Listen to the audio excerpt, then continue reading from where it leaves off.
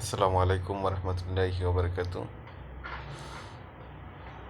কেমন আছেন আপনারা সবাই? আশা করি ভালো আছেন, কিন্তু আমি ভালো নেই। কেন ভালো নেই সেটা যদি বলেন তাহলে বলতে হবে, ভাই আগেই ভালো ছিলাম। এই দুর্দশা দেখার চাইতে আগেই ভালো ছিলাম। আমি একজন কট্টরপন্থী বিএনপি সমর্থক ছিলাম,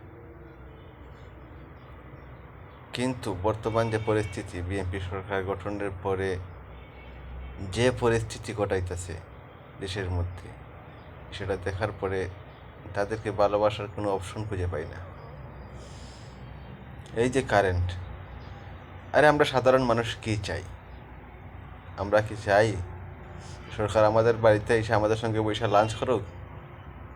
আমরা তো এগুলো চাই না রে ভাই। আমাদেরকে দোষ করে ছাইলের বস্তা দিতে হবে, সেটাও আমাদের দরকার নাই।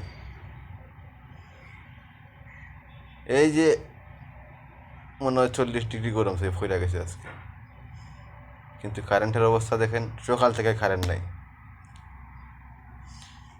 কিভাবে বাঁচবো আমরা? কিছুক্ষণ পরে কাজে যাব, 3টার দিকে আমার ডিউটি।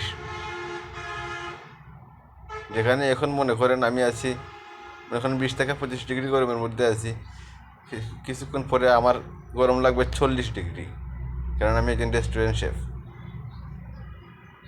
একবার ভেবে দেখেছেন বাসার মধ্যে থেকে একটা সেকেন্ডের জন্য আরাম করতে পারিনি, শুধুমাত্র এই কারেন্টের যন্ত্রণায়? আমার চেহারা দেখলে হয়তো আপনারা বুঝতে পারতেছেন, এই দেখেন আমার শরীর, চেহারা তো দেখতেই পারতেছেন। কিছু করার নাই ভাই, আমরা নিজেই খাল কেটে কুমির আনছি। 7টা পর্যন্ত মনে করেন মার্কেট চালু রাখার মনে করেন জোর দিছে, অনুমোদন দিছে, কিন্তু 7টার ভিতরে কারেন্ট থাকে না 3 ঘন্টা। ব্যবসায়ীরা কী ব্যবসা করবো? পাঁচুত সরকার।